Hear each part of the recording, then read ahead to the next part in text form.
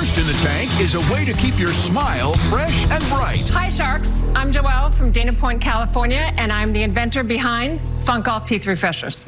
Hi, Sharks. I'm Sonia from Rye, New York, and we've been friends since the 7th grade.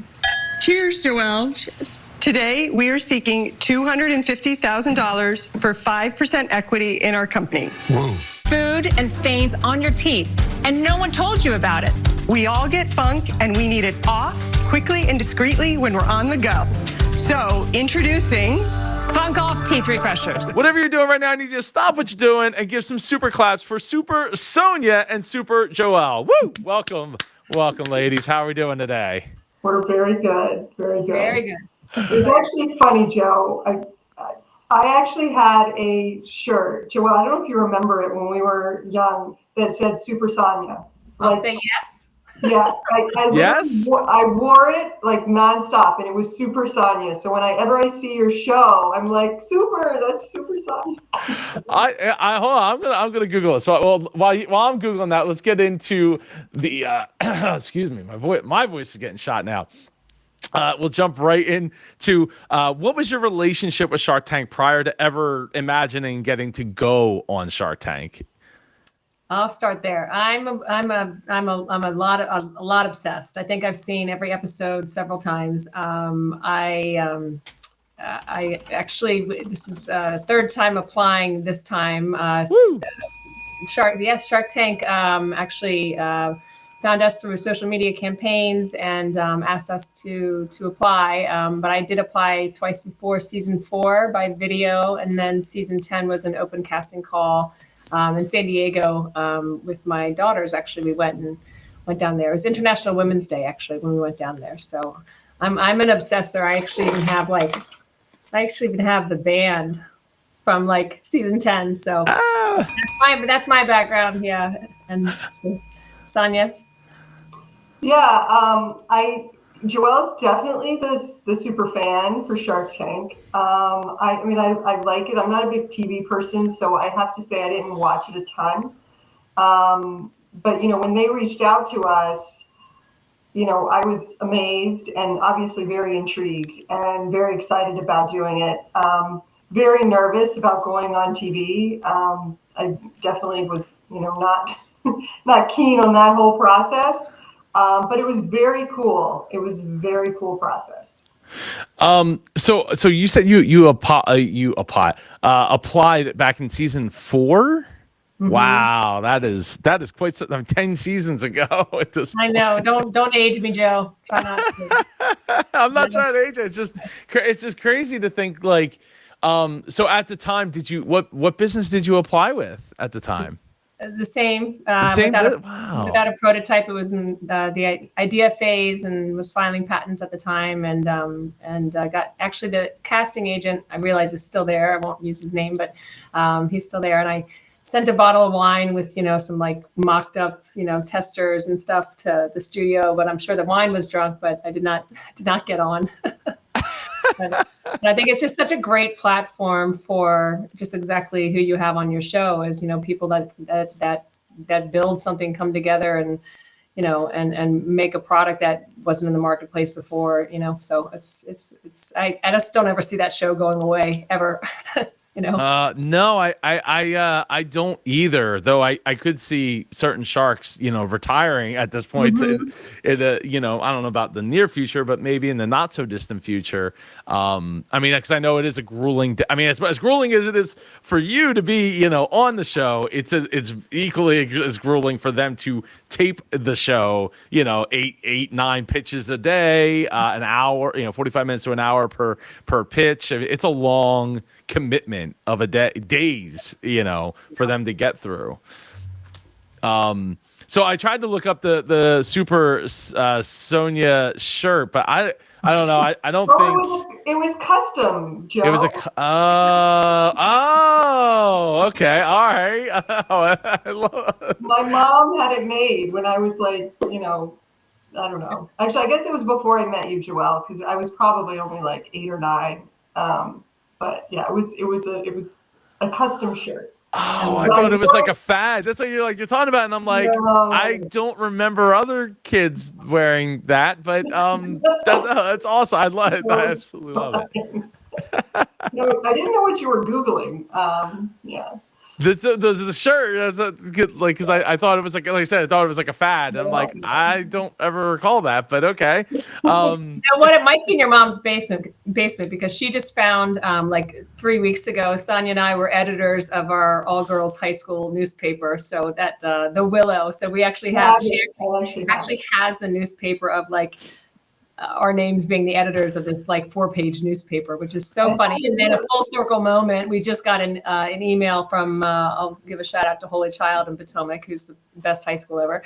The editors of that newspaper just asked us to do an ad as Funkkoff in the newspaper. So what a full circle moment. We won't give the years that we were there. But it's a long time ago.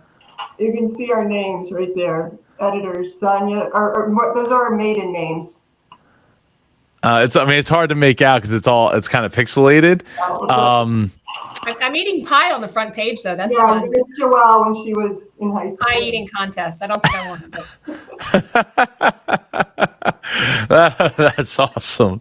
That's awesome. So, as I was thinking of that though, I have a shirt somewhere that says "I Heart Paul," which is he's like a brother of mine, and I remember something happened. Or no, he was going through a really rough time, so we all three of us went and got custom shirts made, like down the shore, down Ocean City, that said "I Heart Paul," and we all showed up with the shirts because of the time that he was going through. That's awesome.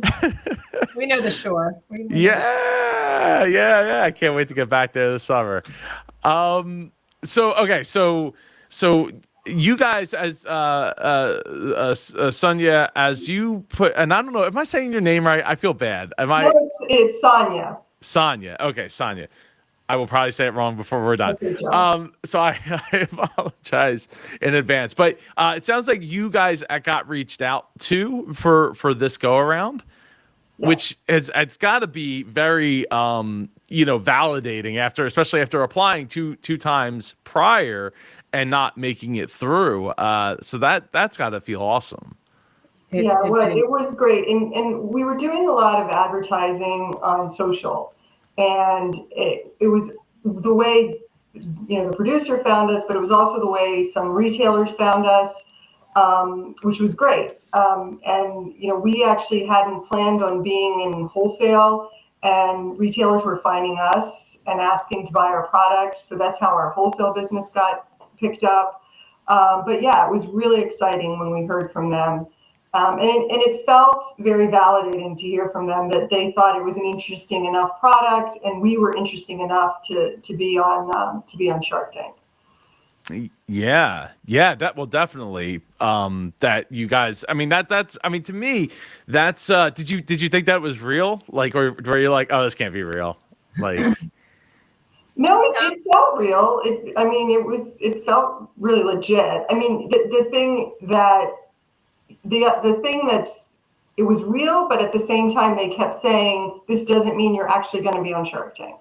And so it didn't really feel real until we were standing on that stage. Or it didn't really feel like it was happening until we were on that stage. So once you started to get down that rabbit hole of we're going to be on Shark Tank, talk about how each of you balanced. Because do either of you have other full-time jobs or no? This is it. Oh, okay. We are 100% certified, women-owned. Sonia and I own this outright. It's just full-time since we joined in 2009 of January, and even the product itself is 100% like everything designed. I'm the inventor behind the product. We have 11 patents now, 10 US patents and 1 China utility patent. Even the gel that's formulated inside, Sonia and I formulated that ourselves over COVID when we were not formulating it ourselves. We work with certified chemists, but it's 100% natural, 100% vegan, no fluoride. The designing of the packaging is all us. I mean, what you see, we're going to date ourselves a little bit, but it's like the Laverne and Shirley of of manufacturing and bringing a product to market. And we have to say we're really proud because it is, it's the only all-in-one reusable toothbrush and toothpaste that's reusable 30 times. And, I don't mind saying Colgate and Crest didn't get there. We got there first after all these years, these two little ladies. So we're very proud. It's juggling. There's no juggling. We just do it. She's in New York. I'm in Southern California, and we just work 24 hours around the clock. And I do actually, give it to our parents, our friends, and the schools that we attended have really given us a foundation we just don't stop working. I don't know. There was no balancing. There was just going forward. Yeah, in the beginning, and I would say we do have another full-time job. We're moms, which is, our other full-time job. And in the beginning, I was still working full-time, and then decided, to really focus on this because it is such an amazing invention and such a great brand and product. And so, Joelle and I dove in 100%, and it's been fun. So yeah, I mean, balancing, like, because of the gauntlet that is going through all the the stuff, the hoops that you have to jump through to be able to even get to the floor of Shark Tank, and balancing the business with that, with the preparation of Shark Tank, with having families, how.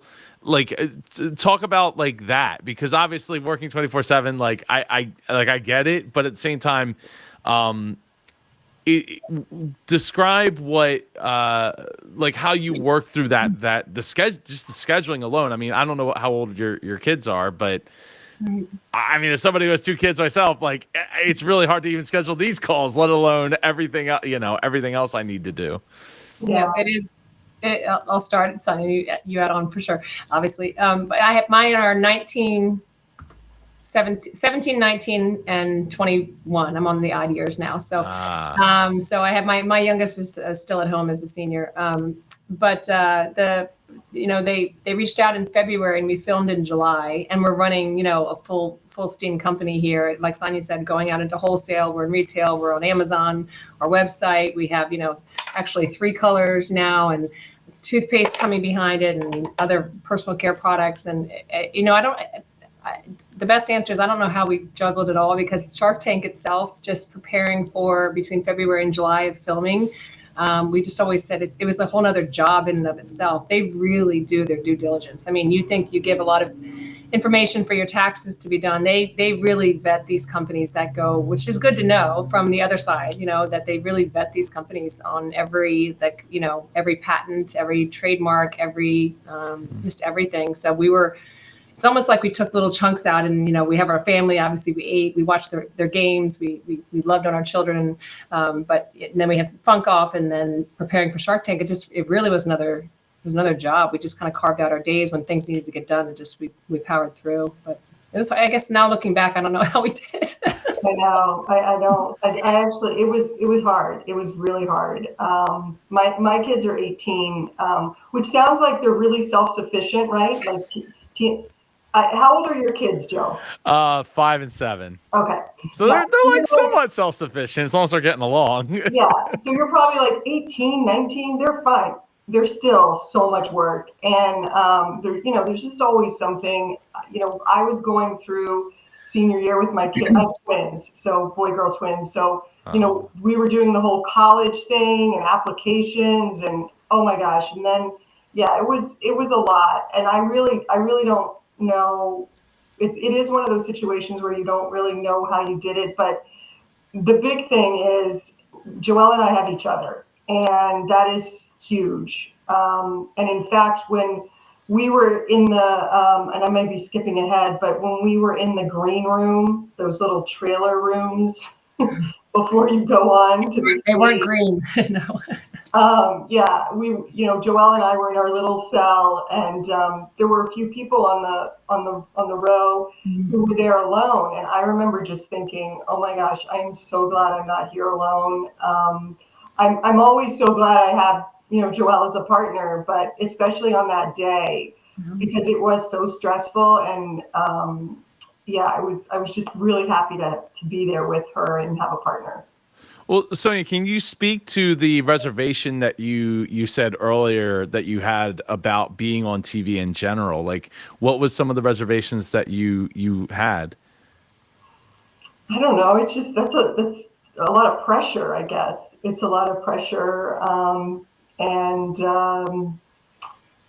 I guess also I think there was a little bit of concern around how we would come across. You know, I guess having watched reality shows and seeing some of the stuff that gets aired, you know, and hearing through the grapevine from people who've been on reality shows that it, and Shark Tank is not a reality show, so I'm not, you know, trying to denigrate Shark Tank. I think it's been nominated for reality Oh, is it? awards. Yeah, like Oh. I mean, I wouldn't necessarily classify it as that either, but at the same time, it's probably more reality than reality TV is. But that's the closest thing we had. Sorry, my kids are throwing letters into the room. That's probably the closest thing that we have to like a actual reality, the definition of what reality is supposed to be, fitting that hole. Yeah, so I guess that, you know, that whole piece of it, like how it was gonna be portrayed, and whether or not it really was a, you know, real experience, and you know, I was worried about it being a distraction for our business, because, you know, we knew it was going to be a lot of work, and we were trying to build this business, and so there was you know, there were definitely reservations. To add to that too, it's like we Shark Tank's been around obviously 14 years, a lot of episodes per season, and we just through the years through LinkedIn and some other colleagues we do know some people that have been on the show, and we after going, oh my gosh, weren't they on the show, and try to really reach out and get as much information as we can to prepare. But we were in there for almost, I think, an hour, Sonia. And so to your point, you don't know how they're going to edit it. And when you walk in, there's like camera. And so you don't want to have like a resting bitch face because you're trying to think about like, what's my counter offer to that? And so you just don't know. They could have edited it 10 different ways where we looked like, which I thought we had fun on stage, but also we're very businesslike, or, you know, they could have cut it out and made us look very, you know, serious and not, you know, fun like we are, like in our name Funkkoff, you know. So the editing, but I think we were both really very happy with the editing, and everybody that was on set anywhere we even came in contact with couldn't have been nicer, couldn't have been more supportive, and so we felt like comfortable as we could have. But it is nerve-wracking, I mean, because at the end of the day it's forever. People can watch it forever until the day that you're not here. So you can't go back and edit it where you can some things. So yeah, I mean, that is a big, a tall order there to take on, when you're and yeah, that you just don't know how it's going to come out. I always thought like people like they'll explain from an edit, because I also edit video. You know, I start with what's the end result, right, and then we work backwards from that, and then but you can make anything like anything literally just by adding the underlying music, and it tell like it's kind of like a wink wink, like we all know is kind of like goofy, right? So or giving the bias of it being goofy. Not necessarily by what the shark said or did or even reacted, but just like putting that music in there can make it look a lot different, you know, come off different. Now, well, can I add one thing? Because I think I speak for both of us. We are businesswomen. I mean, we have long careers, both of us. You know, Sonia in consumer product goods for 30 years. She's an award-winning brand marketer, has launched, you know, 25 brands that you use in your house every day. I was a stockbroker for 10 years and a serial entrepreneur, and that, you know, so we want to be respectful for what we are, which really we're there for business, and we want to.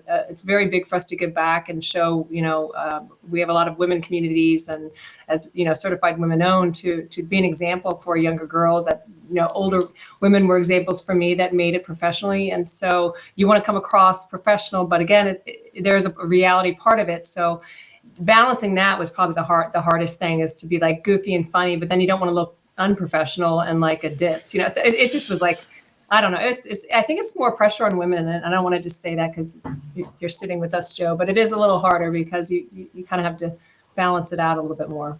I don't know. But I think it went okay. No, I think, I think one of the most important things that you can do is project with your confidence, right? Project with the way you speak, the inflections and things like that. And it's coming from a guy who has like YouTuber lights and a Be Super sweat hoodie on, right? And I feel way underdressed, so thank you. I was actually going to wear the sweater I wore today to the shop, but I was like, I'll just wear the hoodie. It's got the black shirt memo. The black shirt memo worked. Yeah. Well, it's actually navy, like. It's like a dark color, but I think, this is more gray black underneath of me. But yes, generally go with the darker colors. But I think that your name, the name does speak for itself, and I think that finding that balance can be tough because like the reality, right, to borrow a word, is that people take whatever they want from everything. And I see this literally every day in my comments. They take like one sliver of what you said and they take it out of context because they happen to be scrubbing through a video or they were clicking through channels and happen to see it and be like, these girls, this guy, this person doesn't know what they're talking about clearly. And it's like they're passing, the whole judging a book by its cover comes into play. And that's why I think that, we as people have to feel do what makes us feel confident in what we have and enables us to project. Like, I don't like wearing suits. I wear suits more now than I literally have ever in my life. But with that said, and I still look at it and I still think, yeah, I don't love it. I just don't like the way it looks, the way it comes off. And even trying to be fun, like it's hard, right? I went to a daddy-daughter dance with my daughter over the weekend, right? And I put my suit on. I was like, okay, like I got it on, but like I'm not gonna dance like as if I was just in street clothes, like. Where I was at a rave or something. Like, I'm not gonna do that. Like, it's just not. I don't know. For me, it's just a thing. So if your daughter probably appreciated that. Actually. Yeah, probably. You were breakdancing in her. Suit. If I had a ton of suits or whatever, if I was wearing suits every day and had a ton of suits, then it'd be a different story. But admittedly, I don't, because I don't generally wear them very often, aside from just in the recent times. But so before we get into the tank, because we're going in the tank, right? But before we get there, let's talk about your valuation. How did you go about formulating your valuation? Sonia, want me to take that, or you? Yeah, go ahead. Ping pong. Who's taking that one? Sometimes we pause to let the other person take it, but we both. It's the challenge of two people. We both have paused. Based on our sales, based on, well, I know you're going to get there on that one. Our intellectual property, based on the novelty of what we have, the idea of what we have, based on, we also are self-funded. We did a crowdfunding, we did Kickstarter, we did Indiegogo. So we kind of just formulated everything together for what our projection and value would is and will be. So kind of a combination of all factors. Yeah, I mean, not just sales. Not just that. Well, so I mean, as I've talked about this on the show before. Like one of the benefits that you ladies have here is it's a consumable, right? Versus like we make this thing and you will buy one of them forever, and I mean mostly ever. Maybe you buy a second one at some point, but like for the most part, you're buying one. For a really long time. So it's like, you don't want to buy like we sold 20 million. It's like, great. But like, how many is that the ceiling? Are we close to the ceiling? We don't know. But like, there's no reason for people to go buy a second one necessarily versus like, I used it. Now I'm going to go buy another one to replace it. Like a scrub daddy, right? Like, so if you only had to buy one scrub daddy ever, it would not be very big. The company would not be as big as it's gotten because you just don't need, more than one at that point, right? So you buy the one, you made the sale, and that's it. In your case, you have a customer, a good chunk of those customers are going to continue to be customers and probably be customers for life. So, the odds are in your favor that, like, no matter how small, in some ways you kind of want the sales to be not super, super big, but you're going to get a lot more of the repeat customers over and over again. Yeah. Joe, you're hired. Oh, thank you. I think I appreciate it. So I obviously, all right, let's go. So how are you feeling? You kind of got into it a little bit, but how are you feeling when you were standing at the doors ready to walk in there? What can we give some backdrop of what you maybe don't know, and Sonia pop in? But we did. Do you know Laverne and Shirley? Yeah, of course I do. Well, Yeah. okay, we're a little bit older than maybe some people cruising through your YouTube channel, but we did a little schmeal schmazel, right? There's actually a camera right before you walk in the door, and so we did our schmeal schmazel to pop up and down. You can tell which one's Laverne and which one is Shirley, probably. But we did that, and then we saw the camera, and we're like, oh. Is that going to be on? We didn't know. And sometimes, actually, I've seen this season that before you walk in, they actually show the Yes, so, the turbo trusser is one of example of that. Yes, yeah. There's a chicken and a turkey. Right. But Sonia, how were you? I actually didn't really even ask. How were you feeling before you walked in? Yeah, I mean, there was just so much adrenaline going. I was nervous, but at the same time really excited. People have said to me, like, how did you actually speak on stage? A lot of people say, and I think now looking at that picture that you just showed, I almost feel like I had a little bit of an out of body. You just rise to the occasion, right? You're like, I'm standing here, I've got to walk out and see these 5 billionaires who are brilliant and make our case. And you just sort of take a deep breath and go. I will say, I don't know if this is a good idea, but someone after we did this told me about beta blockers and how you can actually take them before you do public speaking. This one friend of mine, and I was like, oh my God, I wish I had known that. Because do you know what I'm talking about, Joe? I vaguely know what you're talking about. I guess people take beta blockers before they get on stage sometimes to kind of calm their nerves. Like an antihistamine, like hitting the receptors so that you don't have, I guess, adrenaline hitting those receptors. Exactly. And okay. It doesn't do it because my reaction was, oh my God, I couldn't take anything. I'd be like wonky. And they're like, no, it doesn't do anything to like the way your brain works. It just literally makes your heart rate slow. And that's the beta blocker part of it. And so, and because that's what's happening when I was standing there, like my heart rate was just like it was like coming out of my ears. And I will say, I think we are the only ones, I'm 100% confident, we're the only ones ever walking into the tank with 2 glasses of wine. So there was a little bit of nervousness. Yes. I'm pretty obsessed with the show. I don't know anybody walking in with a glass of wine in their hand. And so there was a nervousness of like, oh my God, I don't want to trip. Like that would just be awful, right? So that was actually a part in my mind on that. And while you're videoing, I'm going to sneak in the penny, but Sonny, I have to. And when you walk in, there's the 3 waterways that are there that, the shark waters, and there is actually water. But there's just like rocks underneath. And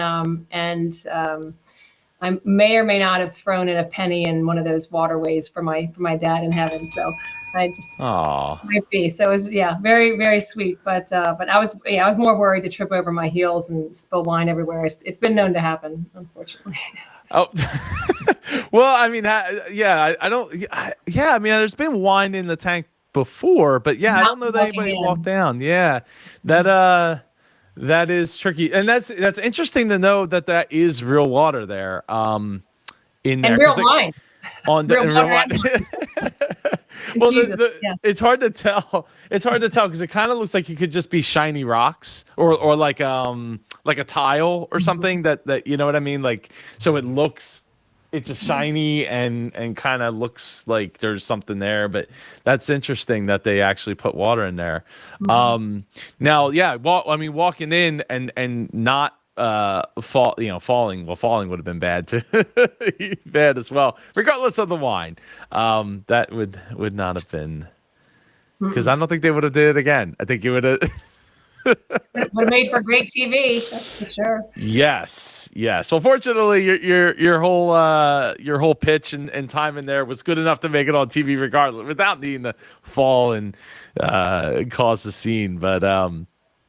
But anyway, so yeah, the out of body experience. I mean, I've heard that quite a few times. People, it's like I felt like I blacked out and I didn't come back into it until somewhere towards the end of being in there and not being in the, not being in the moment. I know somebody who I forget, somebody I was just talking to, I think it was Sean Adler, said something to that effect. Like he had enough bandwidth, he created enough bandwidth so that he felt like, oh, this face I'm making right now, this face right here, this is going to be where the commercial break is, or something like that. And it's like that is like, talk about being in the moment enough to actually be able to like think that through while trying to listen to all these, sharks bounce ideas and offers and stuff off of each other and off the walls. But yeah, so going in, let me hit play here. So, did you have a shark in mind that you were looking to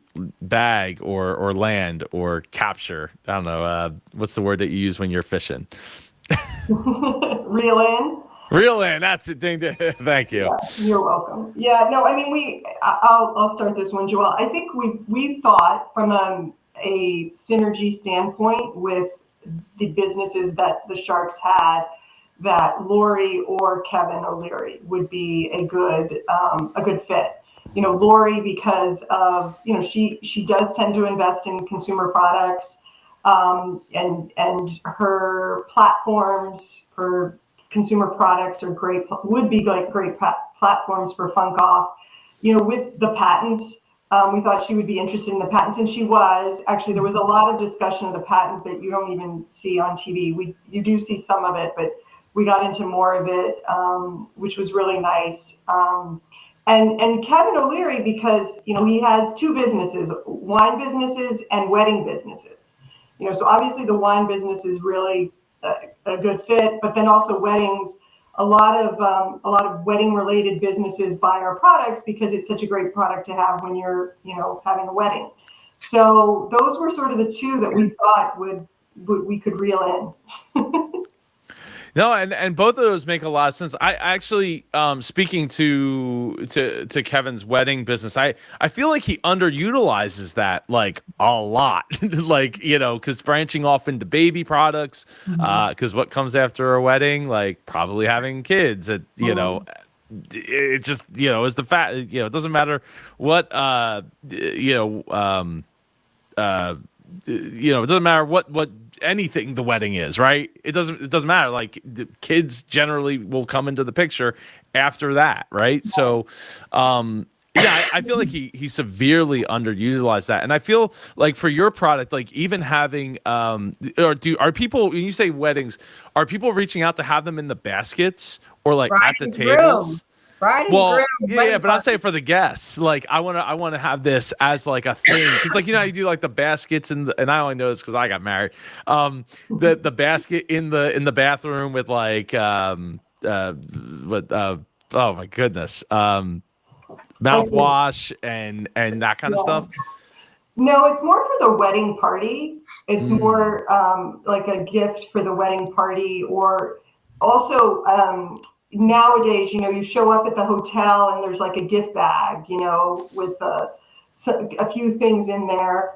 So for that, sort of like a gift or a gift. And also bachelorette and bachelor parties are huge. They're huge to have these handed out as well. It's one to add. Yeah. Okay. Yeah. I just wasn't sure if because like when you said weddings, I was going towards like the baskets of like, here, take one of these. I mean, obviously, the product is not like a $1 item or something to buy like 100 or 200 or 300 of, but people have wedding budgets of all kinds, all shapes and sizes. So we can work out specials if it's a big party. Just reach out to us. Okay. Yeah, there you go. Okay, so So let's talk about the sales, right? So you have the Kickstarter campaign, right? And that what was that? That was 34,000. And before that was an Indiegogo campaign that was also like 34,000. Kind of went right after Kickstarter. They run a little differently on each other, but once Kickstarter closed, then we opened up Indiegogo, which could run in perpetuity, but altogether it was around a little over 34,000 between the two.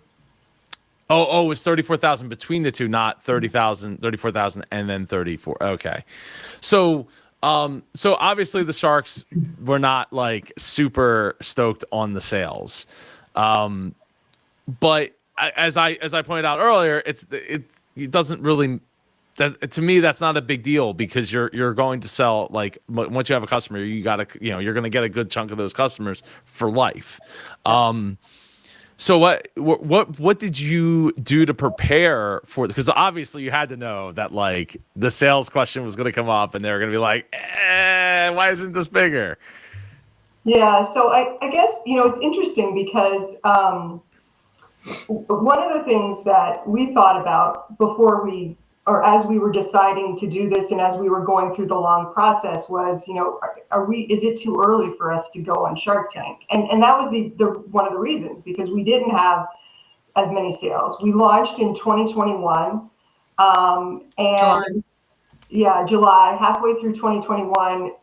It was still kind of COVID. People really weren't as socially active as they normally would have been, and this is a very a product that's very driven by socializing and being out and drinking and eating.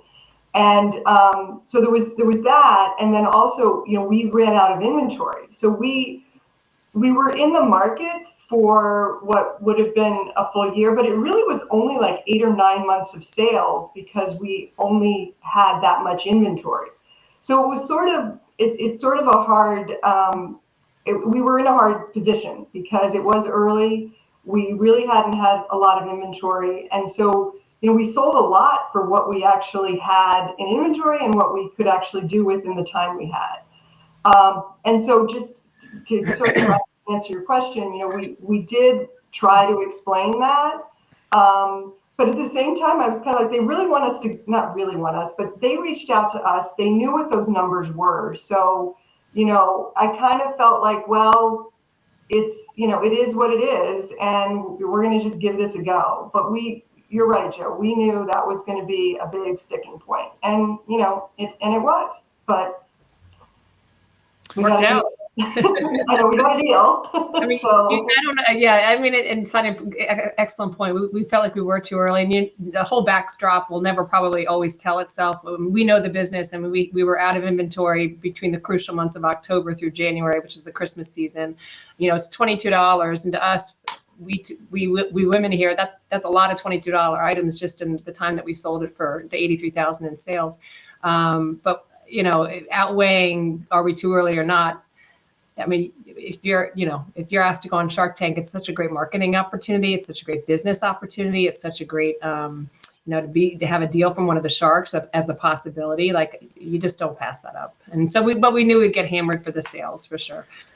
And the dramatic music, I think, played when and so how much do you have in sales? And then boom, boom, boom. Look, I mean, everything's relative, and that's what I think is, is one of those things where it's like, outsiders might look at that and think differently, but I think when you're, again, looking at as an investment, I mean, it is a big bet, right? Because it's 250,000 for 5% is what you're asking for, and it's like, well, there isn't more in sales at the current time to really like justify a customer base that we should continue to grow and sustain, like at least sustain the customers that you have because of the consumable aspect of it. But Joelle, to that point of being too early, is there something that if you could go back and tell yourself, in season 4 when you were applying, or season 3 when you were applying for season 4, about like how this journey, like what would you tell yourself back then? Because like if you're saying like, well, we're closing in on $100,000 in sales, like on a product that didn't really exist, right? Like, what would 10 years ago you tell Joelle? Go for it. You're an entrepreneur. Do it. Try it. Fall down. Get back up. Try again. Apply again. Get down. I wouldn't change it. I would. It's what you do. I mean, we take risks, right? You apply with what you got and you make the best of it. And then you learn from it and then you pick yourself back up and apply again and keep going. So. Yeah, I mean, but you would have been super early back then, right? Like, I mean, because you didn't even have the sales, right? Like, you were still 6 years, 7 years away from getting to that point. Mm-hmm. Yeah. To be there. So, I think that just goes to this goes to show though that like you're right. It's never too early. Because any idea could be a great idea, an investable idea. And the other thing is statistically speaking, at least, you didn't come in asking for 300,000 or more for 5%, because pretty much once you get to 300,000 plus, it's really tough to secure any deal, even if you're like, I'll give you 25%. Like they're not just handing out $100,000 bills at that point. But Nope. So with regards to all the sharks starts not going your way, you ladies started to look like you were defeated, right?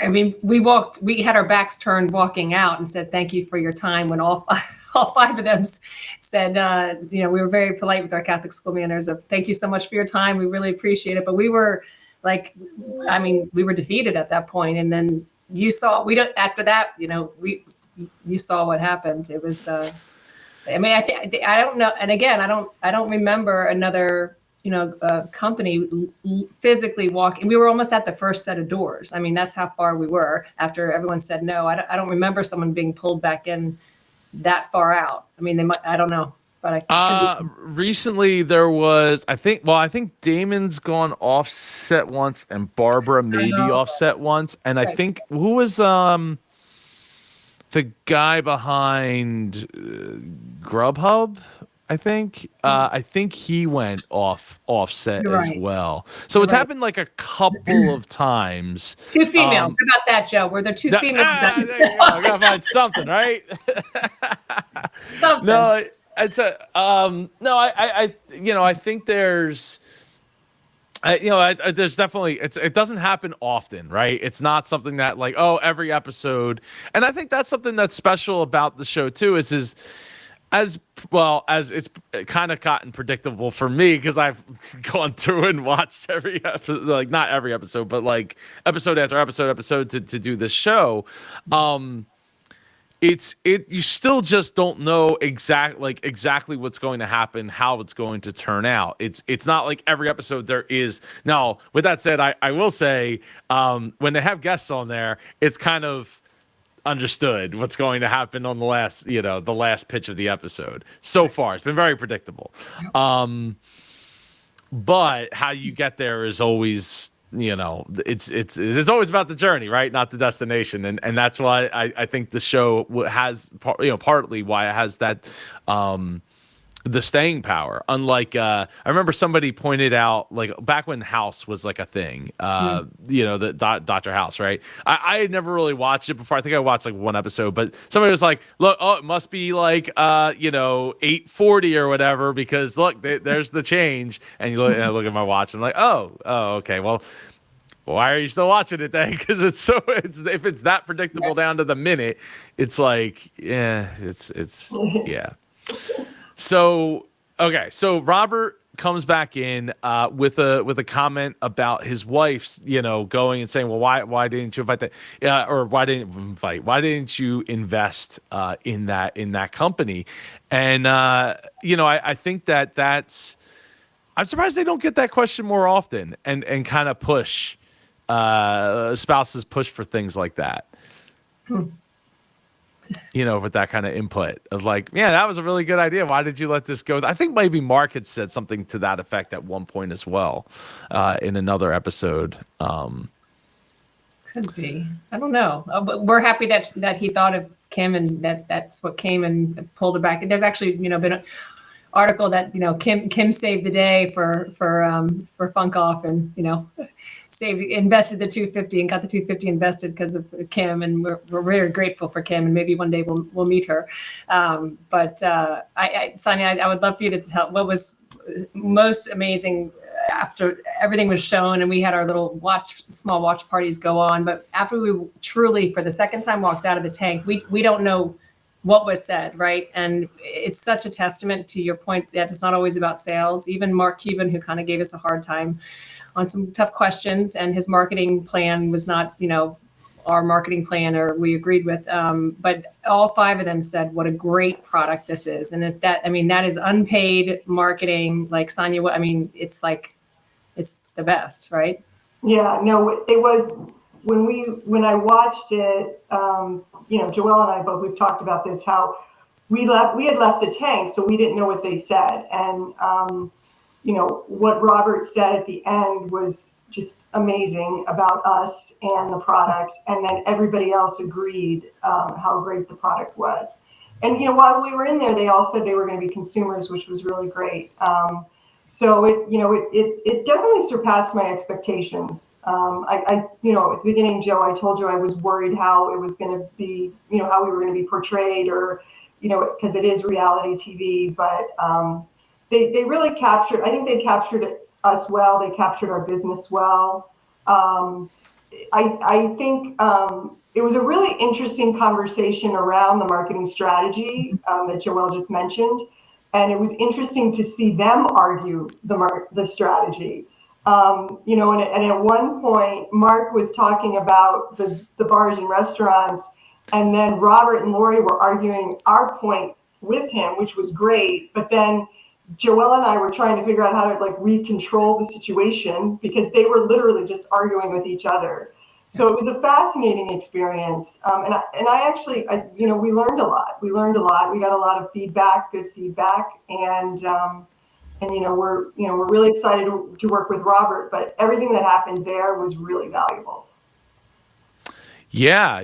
That's great that you were able to get that feedback, and I think that's something that they pointed out in the past of entrepreneurs that go in there and it's very obvious to them. And look, I try to keep a neutral look at it, because I recognize, first off, first and foremost, while they may be playing somewhat of characters on the show, and you might be playing somewhat exaggerated characters of yourself, you're the real people in the situation, right? You're not the celebrities. You're not playing that part, right? So you're representing a real business as real people going into the tank looking for real money, right? Mm-hmm. Regardless of how the sharks, might say things to just get the camera on them, right? And take that moment. So, and also recognizing that we're seeing 8 minutes of an hour, 45 minutes to an hour and a half, sometimes longer pitch that's been boiled down to 8 to 10 minutes. And so I always, kind of try not to give a hard time, even when it seems kind of wow, I can't believe the entrepreneur seems so uncoachable or so, overly confident or over full of themselves, because I've been wrong. I even though I won't necessarily project it, I'm watching it. I've gone and met with some of these people, interviewed some of these people, and gotten to talk with them afterwards, and realized oh wow, that's not really that's not doesn't seem, I'm not getting that vibe talking with them, right? Yeah. Versus how it was portrayed through television, or the 8 minutes that they had. Yeah, totally. Yeah. So speaking of minutes, I think we sold out in 12 minutes, Joe. Well, we're gonna get to it. We're gonna get there. So, I love the bell. I love the. Can I just see the bell? Can I? Yeah, it's like an old school bell. It sure is. It is. I was thinking, I want to get. I was looking online because I was like, how do I get a Liberty Bell? Because I would love to have a Liberty Bell right here for me to just tap that. Joe, you live in Pennsylvania, right? I live in Jersey. Oh, well, that's why I don't have a South Liberty Bell store. No, I tried to go on Amazon. I can't get I want I don't want a $500 bell, but I don't know. I'll spend $50 to $100 for a bell Joe, like this. Joe, we're gonna find you a bell. I would love to have a find you Liberty Bell right behind me to Everyone to send ding. Joe a bell. Everyone, Yeah. Oh God, no! Don't do that. it'll be like Christmas time. He'll have like 50 little bells to ring all at once. He just got to go. Yes. Oh, like the Hershey Kisses commercial. Yes. Okay. So you leave with a deal with Robert. Talk about what you did once you got back to your respective homes or home. I guess home. Did you go back to Sonia's house, or how? Like, since she's in Southern California. It was filmed in LA, so I actually went back home that night. I lived down in Dana Point. Sonia stayed at the hotel. I'm in New York. Oh, I'm sorry. Oh, I got it confused. Sorry. No, it's okay. It's all right. Yeah, no, I stayed at the hotel, I had dinner. Actually, Joelle had to leave because she was going back home, and I stayed at the hotel, and I actually had dinner with a couple of the other Shark Tank people who had filmed that day too, and it's just such a surreal experience, and no one really understands it unless you've been there, and you're not supposed to talk about it. So it was actually really nice to have dinner with these two women because we sort of just like decompressed and debriefed, and because you couldn't do it with anybody else. It was surreal. It was just very surreal. You're exhausted. All you want to do is like go home. I mean, I was jealous of Joelle that she got to sleep in her bed that night. I was stuck in the airport hotel. But it was, I was thrilled though, also. There was three women of us having dinner, and one of the women had not gotten a deal, and two of us had. And I have to say, I was really grateful, because, you second guess the deal, and you're like, oh my God, should I have agreed to that deal? But at the same time, I'm glad we agreed to the deal, and it was very validating. Absolutely. Oh, I bet. I mean, to be able to have that conversation is something, something to cherish, because not many people get to have dinner with two other people at in that moment, and in that decompression moment is that is special for sure. Yeah. So once you both got back home, and obviously you guys filmed in July, you said. So talk about what you did to prepare for potential, because obviously you're not guaranteed anything, what to prepare to potentially be on Shark Tank. What did you do in preparation of that? Well, go ahead. You go ahead. Yeah, I mean, from a marketing standpoint, we sort of got our ducks in a row. We knew when we got the email, we were going to have to move quickly. So we put together, a social plan, an email plan. Basically, we got the marketing plan ready. The biggest challenge was the inventory plan, because, there is a lead time for getting our product, and it's not 3 weeks, which is the lead time that they give you. So we had some hard conversations about how much inventory we should stock up on, right? Because we didn't want to go out and stock up on millions of units and then never go on air. So it was really, we were gambling. It was a big gamble. It's perfectly said. It is. And the reason we went into the tank is money for inventory. They don't just wire your bank account the next day. There's, again, Shark Tank does their business, and there's due diligence, more happening, and conversations happening. And they're still filming. They had another round film in August. And, so it's nerve wracking, because like Sonia said, that's the gamble, is the inventory. But on every other aspect and every other chess piece that we had was ready to go the second we got the email or the call that we were going to be on. But we knew we'd sell out, but we didn't know we'd sell out that quickly. And I just want to say, for anybody that purchased that night or did a pre-purchase, or we can still pre-purchase right now, we have the best customers. They've been so patient with us. They've been so validating for us, that, just encouraging, it's so great to see you two ladies on the screen. We're cheering for you. And so, even though we sold out quickly and people can't get it right away, we really have just the best customers. And we call them it's Funkkoff family. So once you're in, you kind of can't get out. So It's been fun, but it is, that was the hardest part because nobody knows this, and we didn't know until we filmed it. Even with the deal, they give you no guarantee of airing, and then you literally get 3 weeks the Friday before. That's when you get the phone call. So then now you're scrambling, right? And nobody understands, like you said earlier, Joe, that, until you're in it, like, what do you mean you're out of inventory? How come you guys didn't plan? And you're like, oh my gosh. So you just do the best that you can. I don't know, but it was all worth it.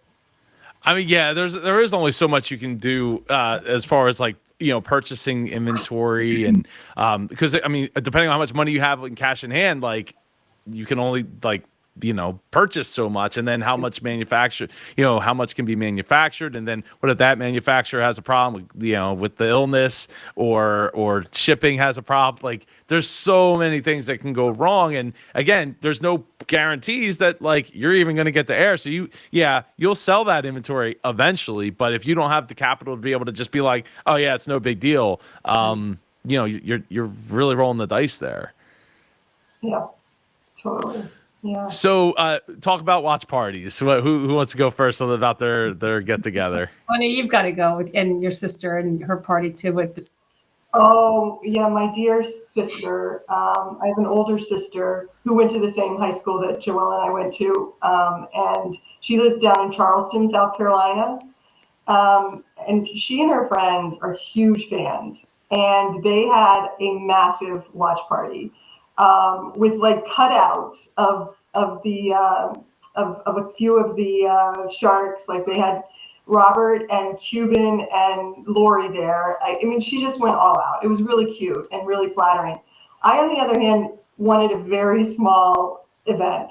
And to be honest, if I had been in Charleston, I would have gone, but I didn't want to plan anything, and I was too stressed out about how it was all going to come out that I wanted to just be with really close friends and family, and that's what I did.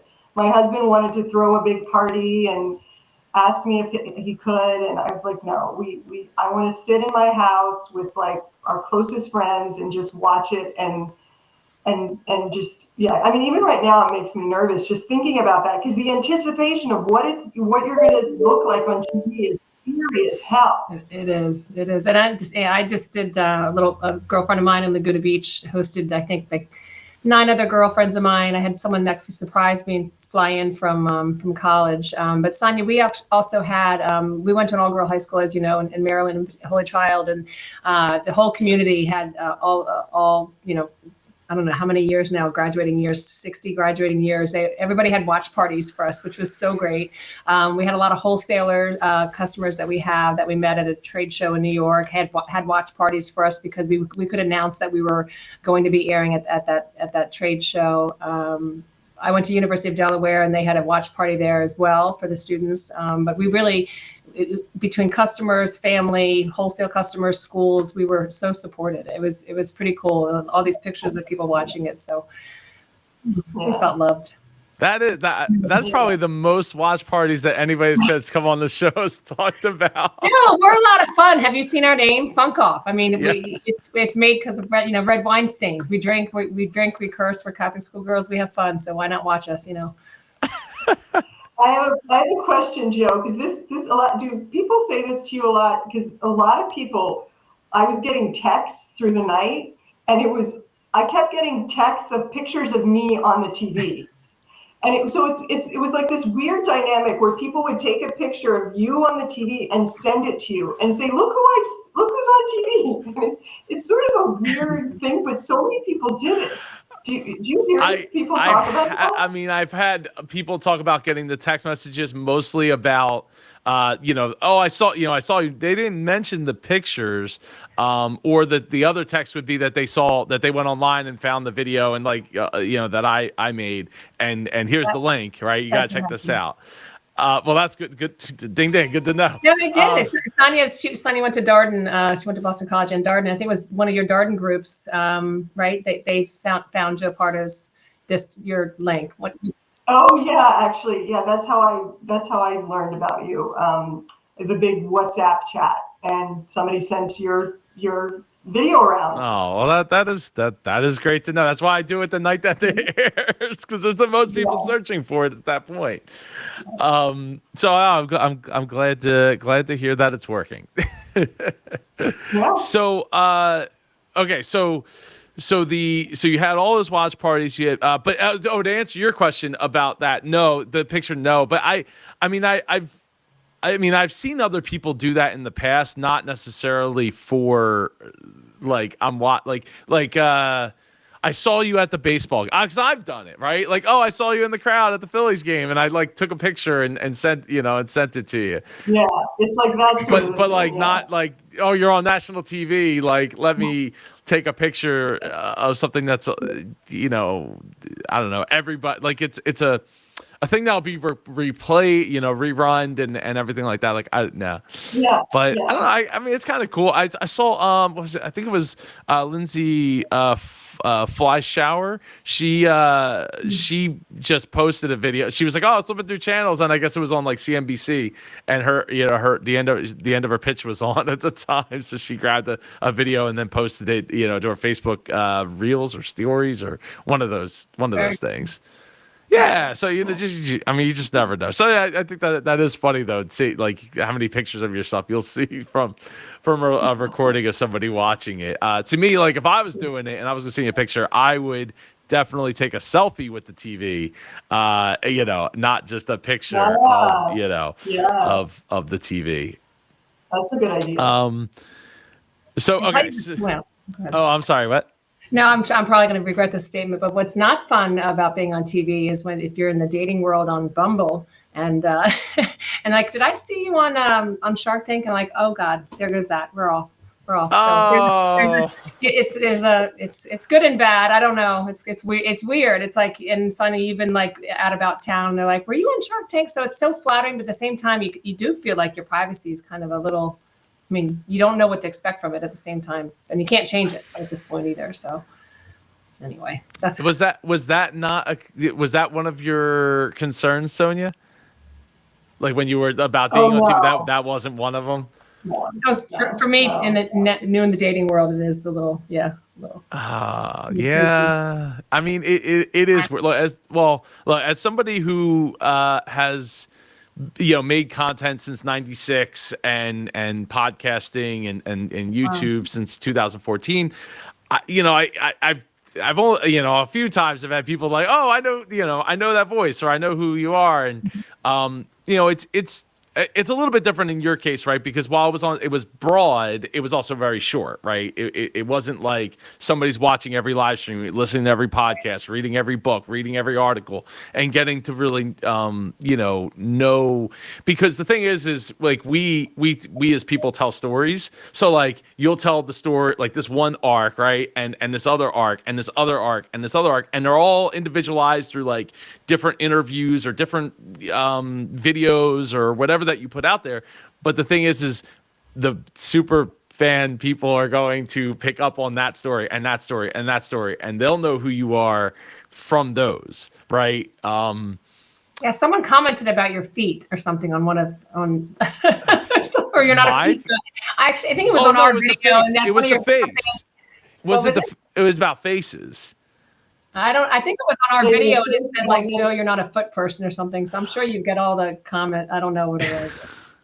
I think it was so I always like say in the videos like, oh, where's the faces? I want to see faces, because faces sell product, right? That they help people connect and make that that connection between, oh, I see somebody that looks like me or I can identify with, right? And they're having fun, so like why aren't I having fun, right? Or something to that effect. So you want to see faces or people. Sometimes hands can be, or if it's a dog product, where's the dogs? Don't just put like, here's the dog bowl. It's a dog bowl. It's awesome. Like, where's the dogs enjoying from the bowl or things of that nature? Where's the human happily, delivering the food? Somebody just recently went off about food, and they're like, oh, it disgusts me to see people eating food. So I would not want to see that on a website at like for a restaurant or ice cream. I think it was for the crispy cone place that was just like last week or 2 weeks ago. Okay. And I was like, let me challenge you there, because A kid holding an ice cream cone is not necessarily a kid eating an ice cream cone or a person eating ice cream, but with a smile on their face, and they could even be in the background, like somewhat blurred, right, in the bokeh of the photo. But it's still a face, it's still a person, it's still a human, not just an item there. So I just strongly think people buy from people, and it just is it's a way to connect with people in the went through marketing purposes. Joe, you know what every person has? What, a face? Teeth. Teeth. Well, Yeah, I don't know about every. I don't know about every person. That is true. 99.9% of the people, but Yes. most people eat and drink, and so they get funk in their teeth. So But if you wide didn't, so variety. that picture behind you, right? If you didn't have a person using it, it would be that much hard. Yes, it would be that much harder to demonstrate what is it. Yeah, both, right? It's just so that's the thing, is like having a person in the photo. Like in your case, I mean, teeth go with a face, or face Usually. go with the teeth. But yeah, that's the thing, is like I think that everything, like and I've seen quite a few sites lately that just like there's nothing but like, we sell book and here's book. And it's like, great, but like, where's the person using it? What the experience that I could get, or ideas on how I could use it better, and tell that through pictures, right? Pictures are worth 1,000 words, and I sometimes feel like we're missing out on that because everything's about video. Oh, everything's not about video. Everything's about 15 seconds of TikTok and how great that is. It's like, yeah, it is, but photos still tell a story too, and I think that we need to not lose that aspect of our. Letting our imaginations do some of the talking. Yeah, totally. So what's the future of Funkkoff looking like? Sonia, It's looking pretty awesome. Okay, go on. Just elaborate. Yeah, no, I mean, it's we're really at a wonderful moment because having such broad awareness through Shark Tank has really put us out there, and our sales have been phenomenal, like Joelle mentioned, and the feedback that we get from the consumers, but also interest from retailers as well as other people around the world, interested in potentially licensing. It's just there's a lot of opportunity with this product, and you talked about the valuation before, and part of the valuation is the size of the market that you're going into, and the wonderful thing about this product is, and that we're happy about, is that there's so many usages that are showing so much growth, like the whitening segment and the Invisalign and use of clear aligners and dental orthodontia. So many people are focused on making their teeth look nice. And there isn't a product that you can use in between all of those treatments to maintain your teeth. And so, and now that we're out there because of Shark Tank, it's a really great moment. and and to add to that, we have had where we were climbing the entrepreneurial hill to knock on doors. There is a Shark Tank effect. There are so many different countries, plural, many, wanting to bring our product into their marketplace. And we have which surprised me, like a lot of sports teams and sports agents want to have their team, because it's great for the gym bag. It's great for, which wasn't even on our radar. Everything else was coffee shops, wineries, drugstores, hotels. We're in airports now, and it's just new opportunities are coming our way, and we have a lot of we call her and her sister and brother, but we have a lot of different colors coming out. We have a lot of different flavors coming out, little variations. But we are a lifestyle brand, so this is just one of many different products to get your funk off. So we're very excited to unroll those and ravel those out. Coming out, which are some beauty and personal care products as well. But at the end of the day, it's going to be fun and funk off. It's going to be elegant, and it's going to be on the go, and then it's going to be awesome. So you might have us back on here if we get pulled back into the tank. You never know. Hey, well, It's happened before. It has, and you're both welcome to come back anytime. Awesome. To follow up. If you want to follow up at 6 months, a year, would love to have you. Well, hand both deliver here. the bell, Joe. We'll each hand deliver. We'll hand deliver the bell. I get mixed messages about the bell. Some people love it. Some people really hate it. Like with a We're passion. fans. No. We're gonna get you the Liberty Bells. We're gonna get you a pair of Well, no, Liberty Bells.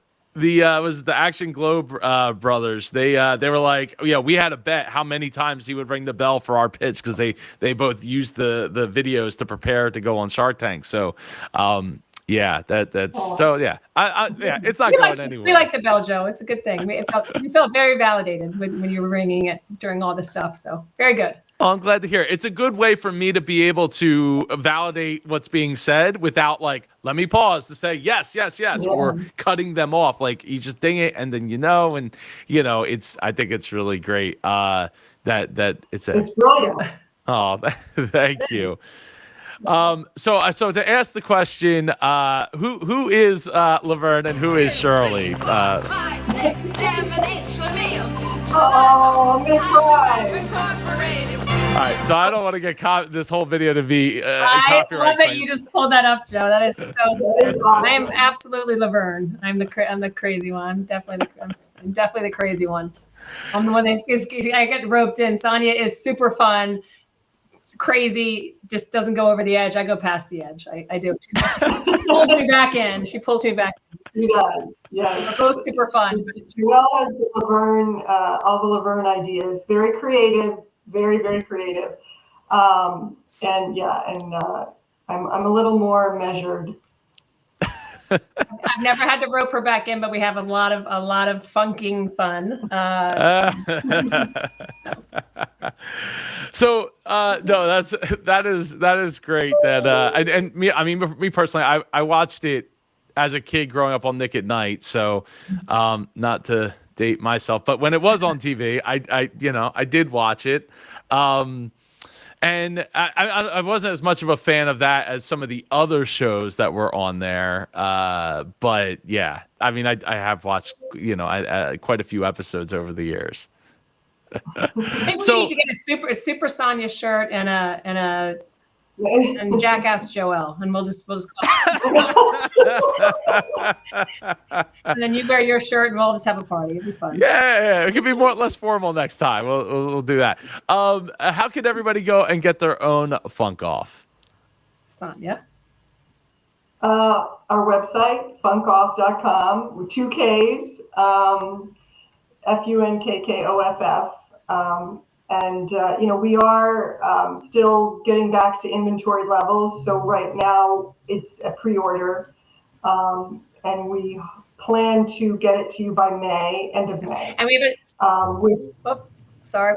Yeah, which again, we're very grateful that so many people are willing to wait, and we're really, really. And we have a special, if you scroll all the way back up, we actually still have a special coupon for 25% off for pre-order, and it's Shark Tank 25, and it's right at top. So we do still have the Shark Tank 25 coupon going on right now. Ah, okay. Very cool. Very cool. And people, so I guess I should ask, because I was thinking about it, but it didn't come up. Where did the second K come from in funk? Oh, true story. Yeah, that's true time. Come on.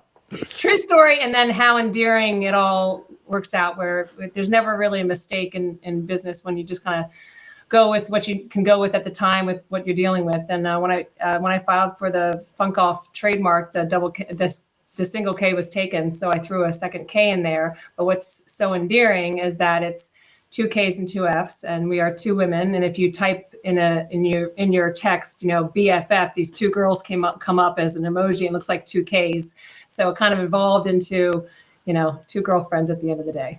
So okay, yeah. I mean, I kind of assumed, I assumed that it was because the normal, FUNK was probably taken from a .com standpoint.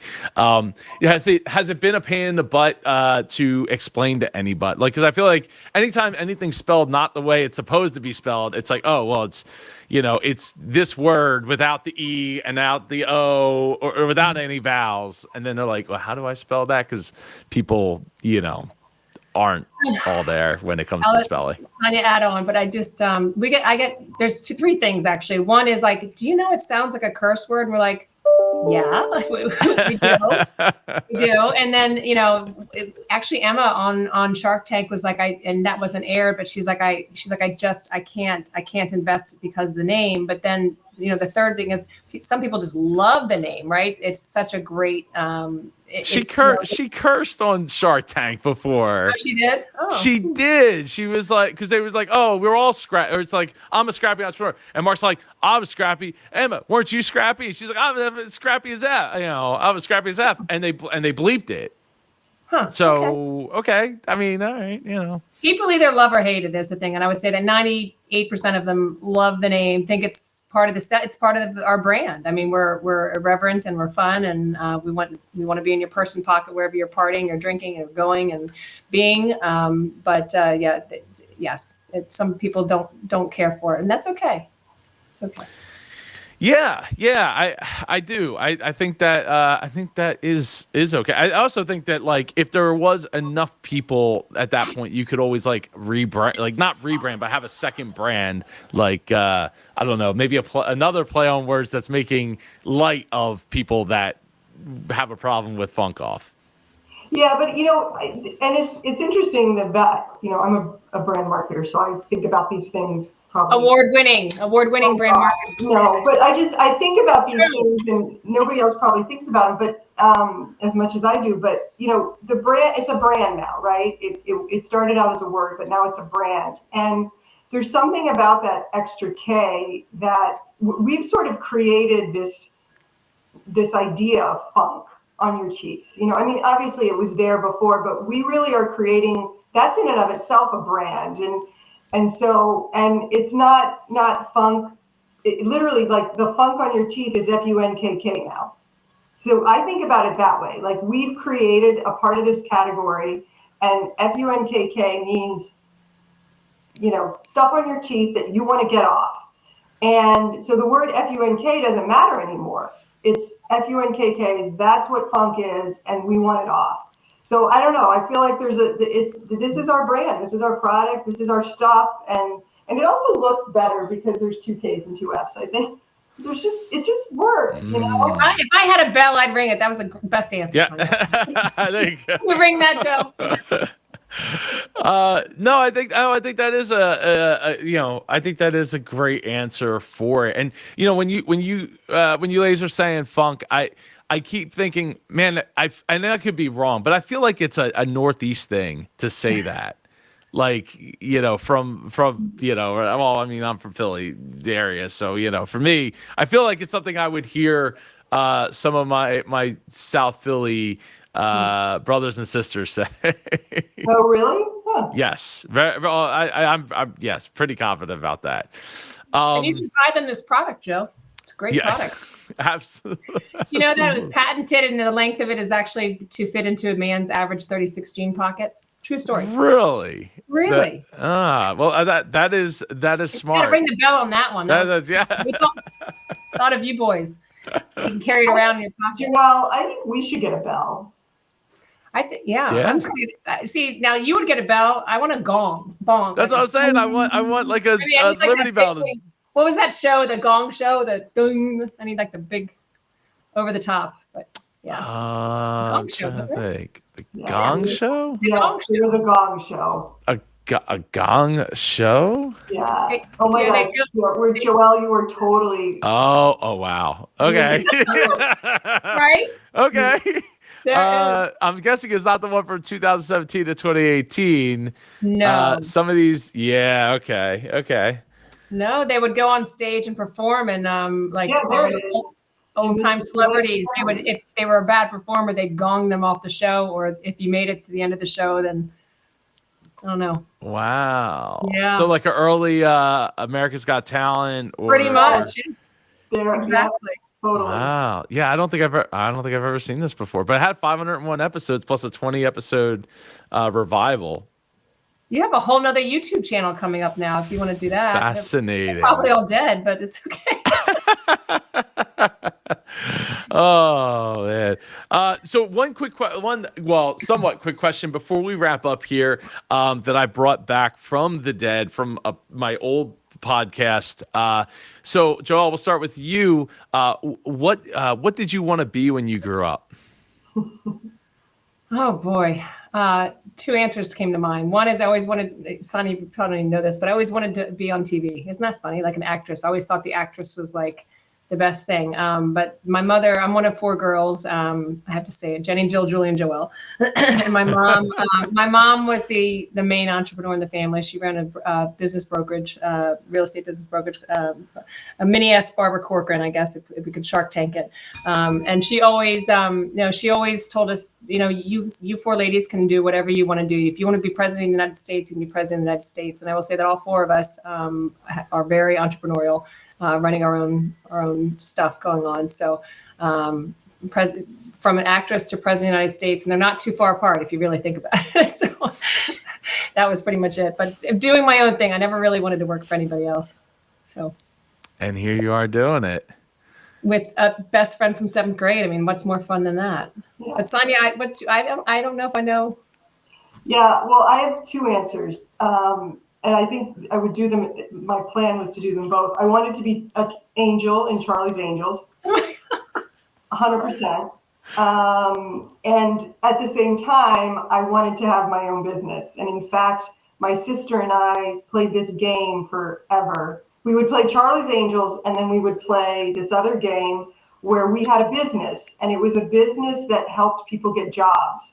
I have no idea why we came up with this, because I don't know. It sounds really philanthropic, but it's, I don't know why. But we had our business, and we had all sorts of things. We had forms and applications and appointments, and it was this whole thing around helping people get jobs. But it was our own little business. So that was our day job, and our night job was Charlie's Angels. So, I love it. So that's. Well, if we just bring on a third partner, Joe, you could be, I mean, it's 2023. I mean, you could be a Charlie's Angel if you wanted to be. We'll put you in the middle and we'll all just do our, the thing. I like that, right? I think I got it right. As long as it's more like the TV show and not the not so great, at least second movie. The first movie I think was okay. I think if I remember correctly, second movie was terrible. No, it's the original, the OG. Well, yeah. So, all right. So, thank you both for taking the time to be here with us today. Spend so much time, answering questions, talking about your experience, and it's been so much fun. Well, thank you for having us. Thanks for having us and being interested. Thank you. Oh, you're so welcome. This is the best. We had a 6 a.m. call. Anyway, we're on this platform a lot, and I think this is the funnest one we've ever had. We'll come back anytime. Oh, you're so welcome. And if either of you are in the Philly area, please let me know. I would love to go get cheesesteaks or something. Actually, you know what? We might take you up on that. We have a wonderful summit. I won't give out names, but in August we're coming to Delaware. Oh, so, yeah. Okay. All right. Yeah. Let me know. I will be. I don't have any direct plans in August, so depending on when it is, I should be able to. I will do my best to make it. That would be wonderful. Awesome. All right, and thank you for making it all the way to the end of this. Oh, wait, what? I said thank you. You've been great. Thank you, thank you for making it all the way till the end of this video. I appreciate you being a part of Super Community. If you haven't watched Super Joelle, Super Sonia's video yet, click on up. I think we're gonna do it up here. If not, actually probably over here. If not, I'll see you in the video over here. Take care and go be super. Love it. Thank you, Joe.